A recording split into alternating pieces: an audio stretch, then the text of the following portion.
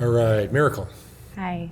Miracle, where'd you grow up? Where are you from originally? Originally, I'm from the Valley, California, Van Nuys. Tell me about your family. You had both your parents? I have two fathers. For the first 11 and a half years of my life, I knew a father by the name of Larry. And my mother, she was addicted to crack cocaine.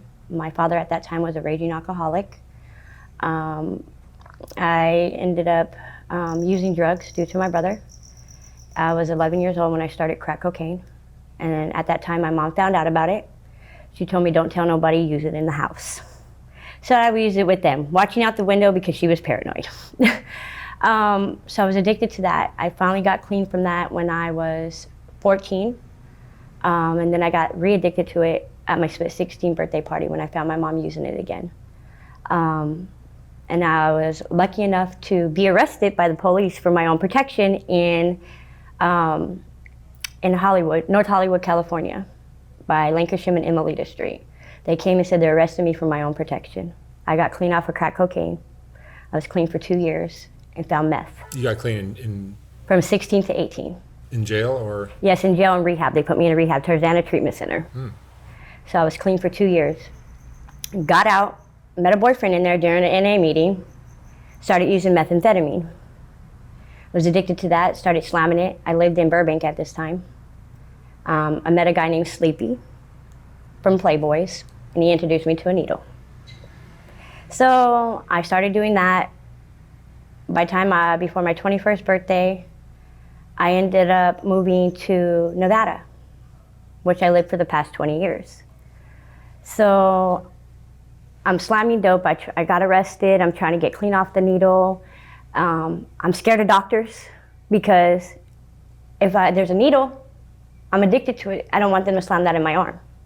I was scared of needles all my life until I got addicted to it. So now I have a fear of both, going back or going to the doctors, because it brings a trigger, which is not a cool situation. When I was 18 though, I thought I was gonna be the biggest porn star. And that's when I met Jamal Powers, my manager that introduced me. He met me in the strip club at Frisky Kitties over there by Tarzana Treatment Center. So here I am, I think I'm a stripper. I think I'm gonna be this big porn star. I found out fast that's not true. I was getting robbed. I'm making $800 and they're getting $3,000, $4,000 in their pocket. I made videos with Ed Powers. When I was 18, they called me Cherry Angel. I was like, oh yeah. Then when I started to think about it, I thought, whoa, I don't wanna be in no sex industry. That's not for me. So as I'm in Nevada now, using drugs, selling dope, thinking I'm the biggest dope dealer, selling pounds of meth. I'm supposed to go there to get clean though. That didn't happen. It got worse. So by the time I was, 23, after being in and out of jail for forgery, for credit card without the card holder's consent, I'm out on parole. I catch whole new charges facing 55 years to life in the state of Nevada. For the most time on one charge was 25 to life for first-degree kidnapping with the use of the deadly weapon on a victim over. Because I decided to do a home invasion with my boyfriend at the time. It was the right choice at that time, but the wrong choice in the end. I could say I didn't know better, but I was grown. Just because I was addicted and didn't have a clear mind, I still made that choice. I could blame everybody else, but I only could blame myself, actually. I have to take accountability for my own actions. I was sitting there probably about 8 years into my sentence, because I did 12 and a half flat. That's what I got sentenced to. I kind of found out who I was as a woman, as an individual. I started to love myself, had regrets for what I did to that victim. Even though I didn't hurt her or do anything and he did most of that, I still was a part of it. Her family and her, it's called the ripple effect. What I do has a cause on our society, on her family, their loved ones, my loved ones. It's just not us. We think, oh, it's us, who cares? No, we affect everybody around us, the community, everybody, with our actions and what we choose to do, and people don't realize that. But I do now, and after 8.5 years into my sentence. So after I get out, after doing almost 12 and a half years, My grandma's really sick. I got out January 2nd on her birthday in 2019 after 12 and a half years in Florence McClure Women's Correctional Center in the state of Nevada. I get out on her birthday. I throw her a big birthday party because I've been saving money, working in there. You know, at that time I have over 12 years of dog training. I know how to groom dogs, train dogs. I know how to do medical on dogs. That was my passion. I worked at Jacob's industry job in there, so I was pulling 2,000-pound pallets up and down loading docks, the highest paying job in there. I got my education in there, started college in there. My grandma got sick. She had a stroke in April right after I moved out of her house because I paroled there. So I was taking care of her. I decided, okay, she's well enough, you know. I moved in with my dad because my dad ended up getting really sick. He beat COVID 3 times, but he had Agent Orange. My mom died while I was in 2011 on March 31st. So I didn't get to be a part of her life. That was my best friend. She was sober when she died. She tried to get me sober, but I just didn't want to. I didn't want to do any of that. So I wanted to take care of my dad. He was in hospice. So I took care of him every day. My grandma, my brother found her April 2019 on the floor. She didn't survive. When my grandma died, I got addicted back to methamphetamine after almost 13 years clean. It was the wrong choice, but at the time the right choice for me to numb, to be okay, but in reality I wasn't really numbing. I wasn't coping. I was just doing the drug to feel the high in the moment, because when it wore off, everything was there. I had to take care of my dad. I met my husband when I first got out. I'm married to, but right now we're separated. He's in prison in the state of Nevada. He helped take care of my dying father. Didn't know him from Adam, barely in a relationship with him. He would bathe him 4 times a week. The nurse would come in the other 3. I gave him all his meds, took all his vitals, did everything. You know, I got to take care of him. He died in my arms. You know, I watched my dad take his last breath, which is very hurtful. You know, I had to make that choice as his power of attorney to pull the plug because he had a DNR. It was the biggest choice I had to make in my life because he wasn't breathing but 10% without the oxygen. So it was time. So here I am getting back into meth, just doing meth. My husband at that time, before my dad died, asked for my hand in marriage. My dad said yes. So we got married June 8th of 2021. Marriage was okay at first. Our relationship was good before then, but it started going downhill because of the drugs. We stuck together. He started getting into forgery. We got our own high-rise apartment because my grandma left me money and I didn't know about it, which left my mom's money to my dad and my dad's money to himself, me money, a car. So now we're living lavish in a high-rise. We got a Maserati, an Aston Martin, a BMW. We think we're just lavish, you know, living the good life, we thought. There's a lot of money. You know, got it in increments. He was an authorized user on my account, was dipping in forgery. So here it is, 2022. Still using meth. He's doing forgery stuff, fraud stuff throughout his business. We owned a studio. He got in trouble from his PO. He got locked up. I got the money out for 2 high-paying law firms to represent him. So he ended up getting 2.5 years because of it. But when I went back, because we were going to purchase a home, I couldn't get into my accounts. They were seized. They were frozen. They said if he wasn't found guilty, I can't have my money back. If he's found guilty, I can't have nothing back. My dad had in his trust, if anything was deemed fraud or even be fraud, I was to lose the rest of my trust checks throughout the life. I was to lose my whole account. So either way, I lost everything. It went to the church. So I went from being here to being back down here. Like when I was a kid, homeless in vans and everything with my first dad and my mom. And I met my second dad when I was 12 years old. He got out of prison. The dad I took care of that died. I didn't know which one was my real dad, but it didn't matter. I had 2 dads in my life. I was blessed. That's how I looked at it. Larry Gene Roberts was my first dad, and James Dennis McDermott Sr. was my second dad. And I was blessed to have both. Regardless of their backgrounds, regardless of what they'd done in life, I forgave them for things, you know. He was a raging alcoholic. It took his brain, my first dad. My other dad had his flaws, but I forgave him for the things that he'd done in his life, how he was to me, what he's done.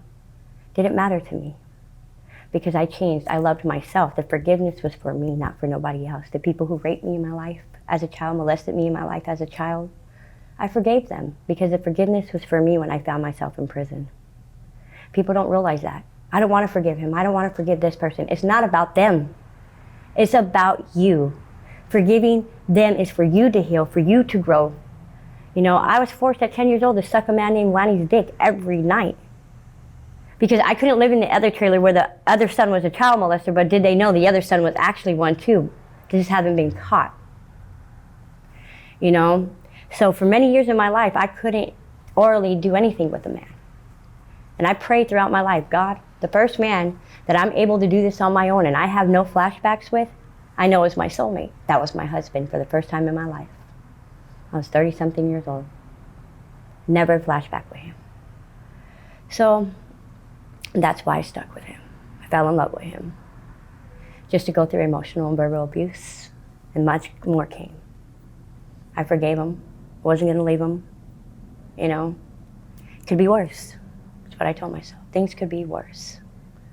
I have a place to live. I have cars. I have money. That doesn't mean anything in the end. My life, my happiness means everything. You know? So I decided, you know, when I lost everything behind I don't want to say behind my husband, by the choices I made to stay and allow these things, because it's not behind him. Here I am, I'm grown once again. In my 30s, I have a choice. I chose to stay. I chose to allow it.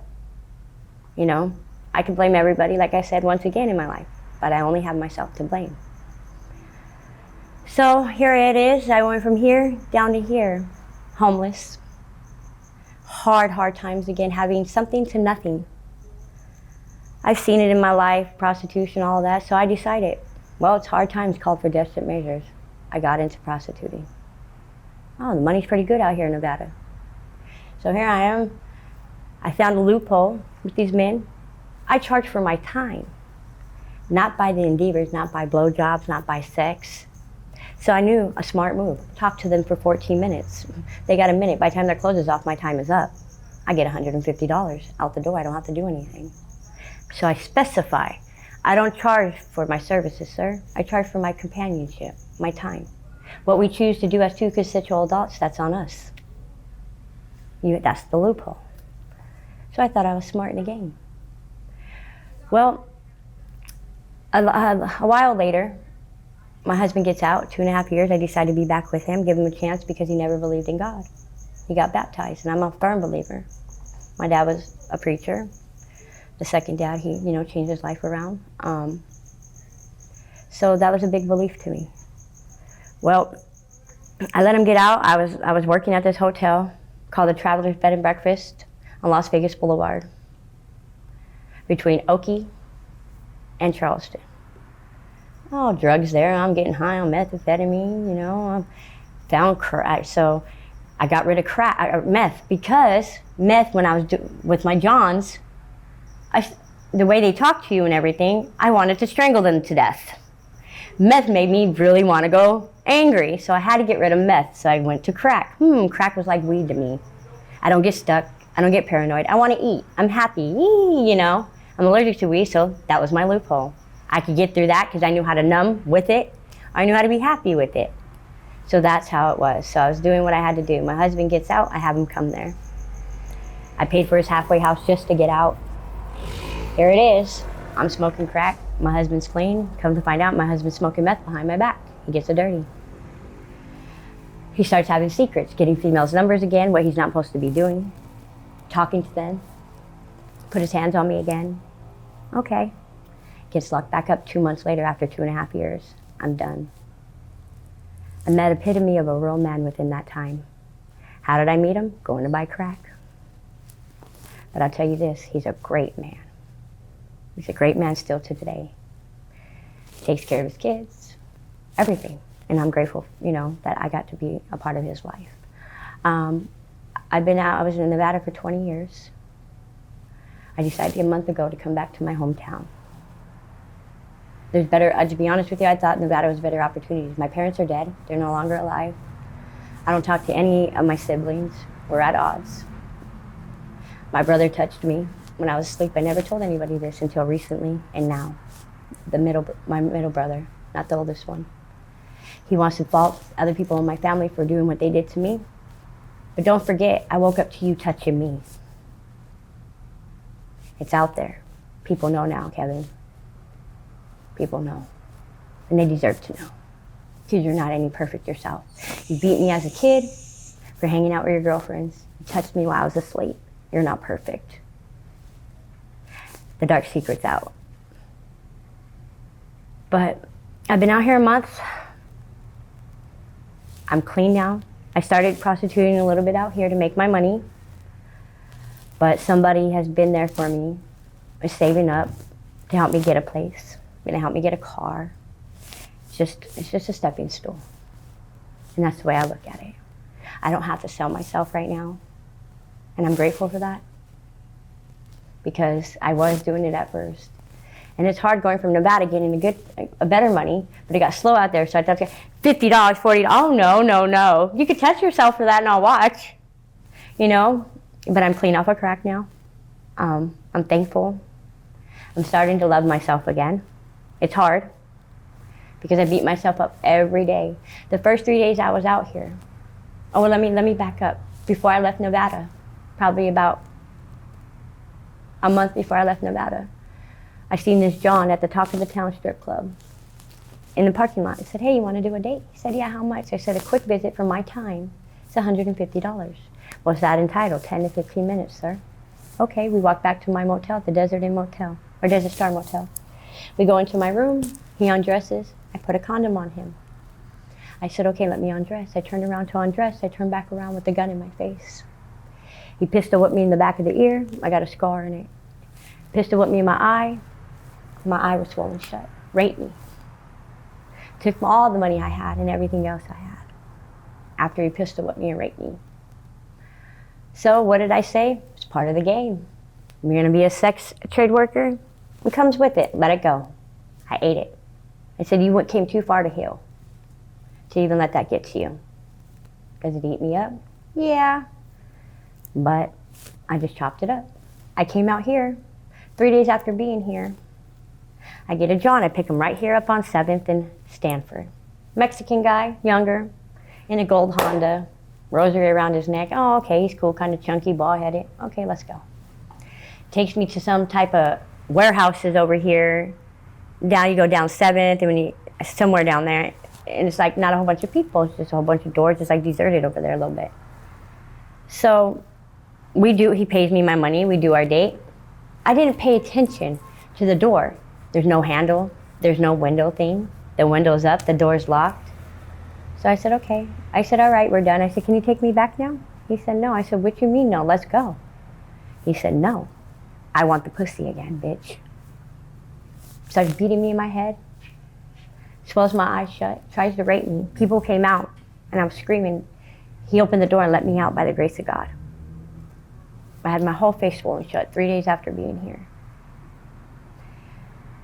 Scariest thing ever. Another guy, a day later, showed up with tarps in his back seat, and I'm looking. Tells me to get in the back seat in a truck. I'm looking, there's a clear tarp, dark tarps. I look in the front, there's a big black case, there's ropes, boots. He said, let's go to the mountains. I said, oh no. He was gonna kill me. I told this friend of mine, he said, don't, you're not working no more. He said, we'll get you out of here. I said, okay. He said, it's gonna take some time, but probably by October, we'll hopefully have everything for you. And I'm thankful for that. You know, that I don't have to worry about eating every day, how I'm gonna get my money to eat, how am I gonna shower. The people are kind and continental and let me go shower there every day. Use the bathroom there. It could be worse, but I'm okay now. I'm sober, I'm not working in the industry no more. Do I have a lot of regrets? I can't say I do, because I've grown and I made those choices in my life. Every choice is a lesson learned. I believe everything happens in your life for a reason. Every person crosses through your life for a reason or a season, whether it's to learn a lesson that's negative to better yourself or positive. You can learn every day from anybody or anything that happens in your life. So I say to the ladies out there, be smart. Don't get into the industry. Be smart. Don't use drugs, especially the younger generation. Don't. It's not a life. I was 30-something years old when I decided to get into prostitution. And I think that was one of the worst mistakes I made in my life. But one of the best mistakes that helped me learn that I don't need to be that person, that I can love myself, that I can be sober. Just because hard times don't have to call for desperate measures. Call on a friend, call on a program, call on somebody. They'll be there to help you. Rather what you've done to them or put them through, they love you and they care. So don't get into it. You know, I've been pronounced dead 3 times in my life. 3 days ago I had 2 mild heart attacks in my tent. Last night I started going through convulsions. But you know why that is? I have early heart failure and high blood pressure and a lot of other medical issues that I need surgery for. But I could be 50% paralyzed and 50% I could walk again. I choose not to do that surgery because it's not a good balance, you know. But I'm still here going through that. I don't know if it was a seizure or a stroke. Are some of these problems because you're going through withdrawals or? Through withdrawals from crack cocaine. Yeah. It has to be. You know, I've never had these, even in my addiction. Yeah, I found out in June 9th of 2023, all these medical issues that I had that I never knew I had. Early heart failure, high blood pressure, the enzymes to the start of liver disease. I have narrowing of my spine in 2 places. I have herniated disc, I have degenerated disc disease, spinalosis, lordosis of the spine. I went paralyzed in the whole left side of my body, and I had to go to the hospital to find this out. I couldn't move, couldn't walk. I have left hemiplegia, which is weakness in the left side of my body that causes me to paralyze, which I have to be careful. For the first time in my life, I went through convulsions last night, eyes rolling, I'm trying to crawl, I can't speak, I'm by myself. It was scary. It was scary. I cried myself to sleep. I was scared. But I'm clean. And God has me here. I didn't die from the 2 mild heart attacks. I didn't die from whatever the convulsions and stuff was. I'm here. Now, all I can say is just stay clean, stay out of the life. It's better that way. This is hard to hear on Skid Row. You're surrounded by drugs. By drugs, yeah, very much. But I'm doing it. By where I came out and started prostituting. I'm not prostituting. I'm clean on Skid Row. I started using crack when I first came out here. I know where to get it, but I don't go get it. It's called strength, courage, loving yourself. You could be in the midst of it and still not do it. It's about what's in here and what's here. Mind over matter. If you really want it in your heart and you really want to do it, you can do it no matter where you're at. You ain't got to travel to another state like I did and travel with all the drugs thinking I was going to get clean and didn't. Come back out here, find it out here, and start getting high. I was coming out to get clean, but now I am clean. I did it. I have a few days clean, and I'm going to continue to stay clean.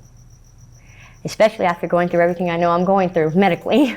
Scary. Did I go to the hospital, call the doctor? No, because I'm not going to. Because I believe in my higher power. If he didn't let me go, nobody's going to let me go. And I know I'm going to survive, and I'm going to survive clean. I'm 40 years old. 40. Been through a hell of a life. Like I said, rapes, molestations, beatings, a rocky marriage, separated, being abused in relationships, beat, so I couldn't move. And that all comes in titles living the drug life. It all comes from being in the midst of drugs. So I just say, stay away from it. Love yourself, be your true form. If people don't love you or accept you for that, who cares? You're being you. You ain't gotta be part of the in crowd to get high, get drunk, so you could fit in like I thought I had to. Bullshit, I'd rather been that geeky girl growing up, you know? But I've learned a lot. I learned who I am. I learned to love myself. I learned what I want and what I don't want in life. And what I don't want is the abuse, prison, again, death, drugs. I don't have family. My family's gone. My grandparents are dead, my parents are dead, my siblings are dead to me. We don't talk. But you know what? It doesn't matter. I have me and I have God. And I have a good man in my corner of my life. And I know that. a first time in my life, epitome of a real man, and you don't use drugs. So I'm thankful for that. So I just say, love yourself, be yourself, and stay clean. I believe in miracles. Believe in miracles. Thank you, Miracle. You're welcome. Even though Soft White Underbelly consists of a lot of videos, it's really still a photography project to me. And if you appreciate the photography, sometimes it's difficult to enjoy it when it's scrolling down the screen, which is the only option I had in this horizontal format on YouTube. So last year we came out with the first Soft White Underbelly book, which is a collection of the best portraits from the thousands of interviews I've done. Each portrait in this book is accompanied by an interesting quote from the person's interview. Oh my God. There's more. Wow. These aren't as bad as I thought. I look like a witch.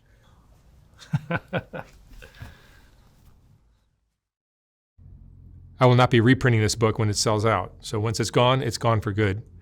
You can order yours at softwhiteunderbelly.org. $125, $150 for a signed copy. And thank you for watching.